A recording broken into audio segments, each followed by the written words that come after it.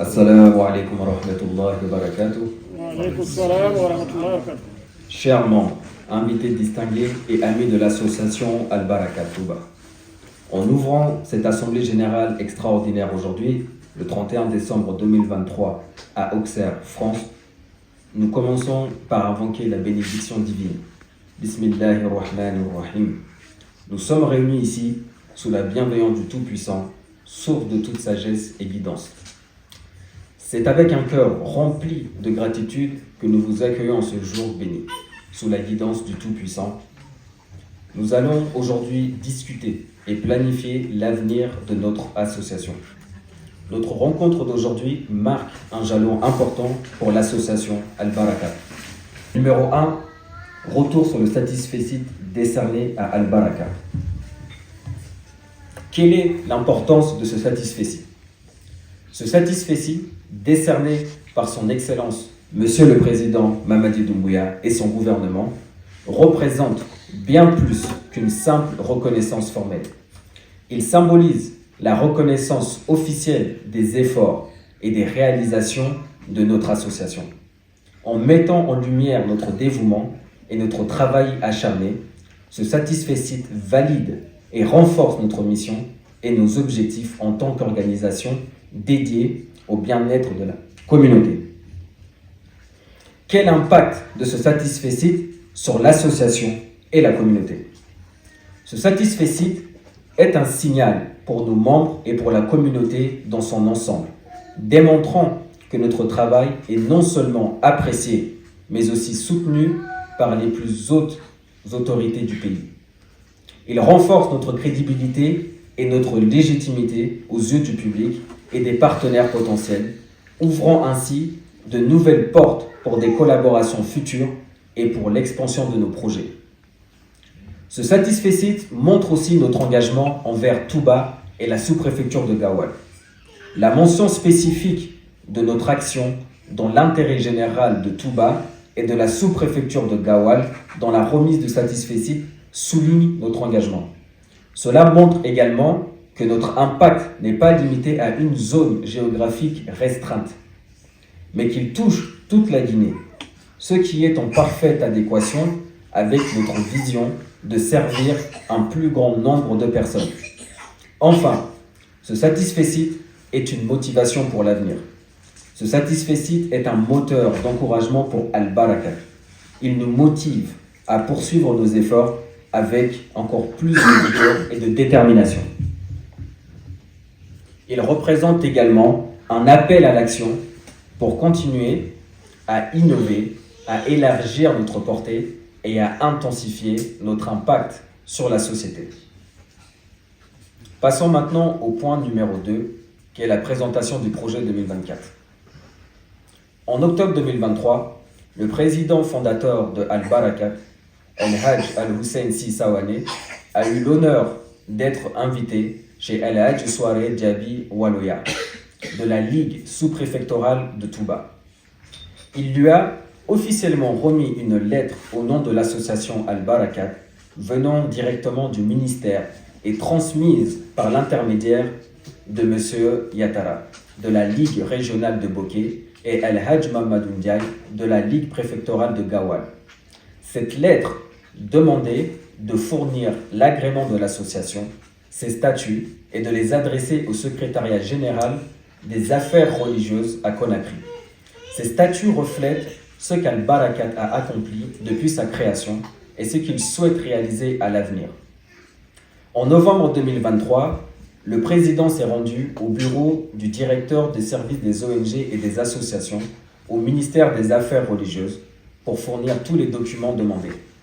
Nos statuts indiquent notre objectif d'élargir notre offre éducative et sociale en initiant des projets tels qu'un cabinet médical, une mosquée et une station radio communautaire au Markaz de Touba, ainsi qu'une agence de voyage organisant le Hajj et la Omra à la Mecque. La société Al-Barakat Voyage a été créée et le président s'est lui-même rendu en Arabie Saoudite pour régler les dernières formalités. Nous avons également fait une demande à l'intention de Madame Kaba, ministre de l'Information et de la Communication, lettre qui est arrivée au secrétariat central le 22 novembre 2023.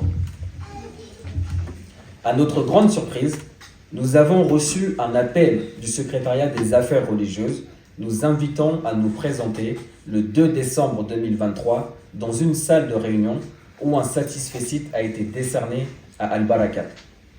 Cela nous a renforcés dans notre démarche et nous a conduit à vouloir renforcer les actions menées à Touba.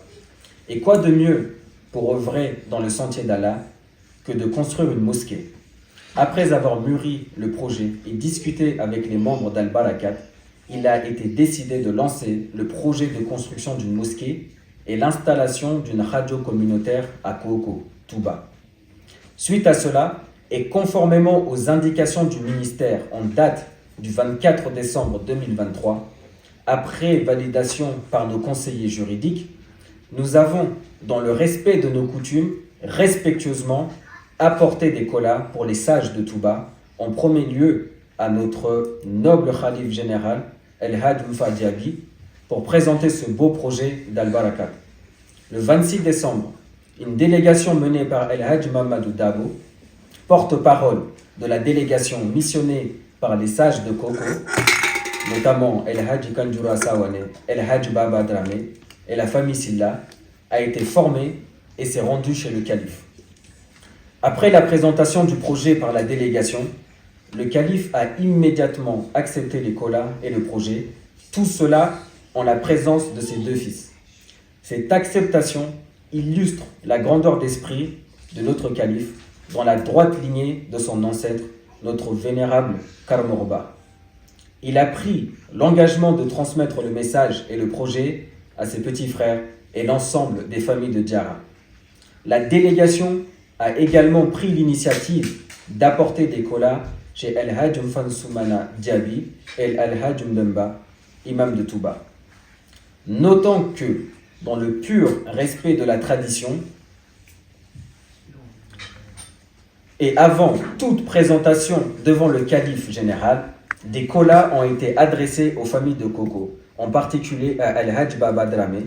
Le projet a également été présenté avec des kolas à d'autres familles, comme à celle de El-Hadj Souareba Mimte. Le 29 décembre 2023, à 13h25, nous avons reçu l'appel de El-Hadj Mamadou Dabo, porte-parole de la délégation missionnée par les sages de Koko, qui a exprimé le souhait des trois familles de Koko, Silla, Dramé et Sawane, afin que le projet de construction de mosquée soit un projet réalisé à l'initiative des trois familles de Koko dans son ensemble et non exclusivement par l'association El Baraka. À cette occasion, il a également été proposé de baptiser les deux projets, celui de la mosquée et celui de la radio, en Mosquée Koko et Radio Koko. Les membres de l'association El Barakat ont accepté cette demande de rassemblement en se référant en paroles du noble Coran. Bismillahirrahmanirrahim. Wa'tasimu bihablillahi jami'an wa la tafarraqu. Non seulement Koko, mais l'ensemble de Touba et de la Guinée participera à ces deux projets. L'acceptation et le soutien de nos projets par les sages de Touba et les familles influentes sont un pas en avant significatif pour notre communauté. Koko, c'est une famille qui comprend depuis des siècles des savants, des personnes nobles qui connaissent la valeur d'un tel projet et nous les remercions pour ce soutien. Passons maintenant au point numéro 3.